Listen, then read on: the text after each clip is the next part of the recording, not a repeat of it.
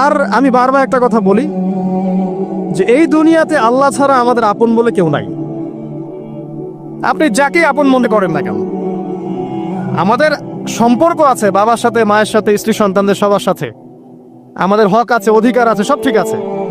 বিশ্বাস করেন আল্লাহ ছাড়া আপন বলে আপনার কেউ নাই। এই যে গার্লফ্রেন্ডকে আপন মনে হয়, এরা আপন না।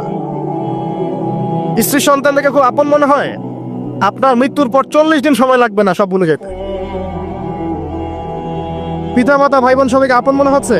পিতামাতার স্থান বাবা মার পরে, আল্লাহ রসুলের পরে, সেটা ঠিক আছে।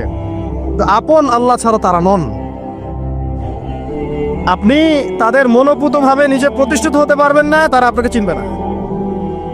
সারাটা জীবন তোর পিছনে এত টাকা ঢাললাম, কি করলি? কিছু করতে পারলি না। আবার এখন যারা পিতামাতা হয়েছেন, সন্তান থেকে আপন মনে হচ্ছে, দেখবেন এই সন্তানকে আপনি আপনার মনোপুত ভাবে সম্পত্তি দিতে পারবেন না, ভরণ পোষণ দিতে পারবেন না। এই সন্তান বড় হয়ে আপনাকে বৃদ্ধাশ্রমে পাঠিয়ে দিতে পারে, নাউজুবিল্লাহ। অথবা আপনার সাথে এই সন্তানই খারাপ ব্যবহার করবে। আপন মনে হচ্ছে? আল্লাহ ছাড়া কেউ আপন না। আল্লাহ ছাড়া আপন কেউ না। আর আল্লাহ ছাড়া সত্যিকার অর্থে আপনাকে আমাকে ভালো কেউ বাসে না। শুধু আল্লাহ আপনাকে ভালোবাসেন।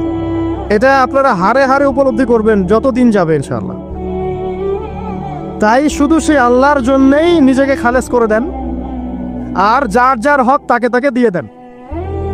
দুনিয়াতে শান্তিতে থাকার ফিলোসফি বলছি, philosophy of happiness in this হায়াত দুনিয়া, সেটা হচ্ছে যার যার হক তাকে তাকে দিয়ে দেন, নিজের হক আল্লাহর কাছে চেয়ে নেন।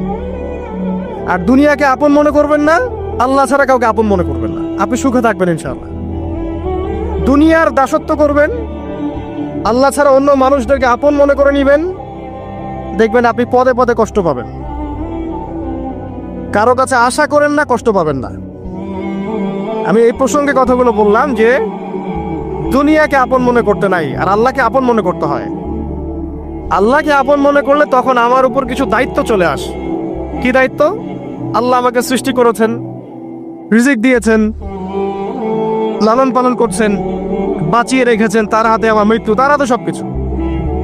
এখন আল্লাহ পাকের জন্য নিজের জীবনটাকে খালেস করে নেওয়া, যেভাবে আল্লাহ পাক চলতে বলেছেন সেভাবে চলা, যেগুলোকে আল্লাহ পাক নিষেধ করেছেন বর্জন করা।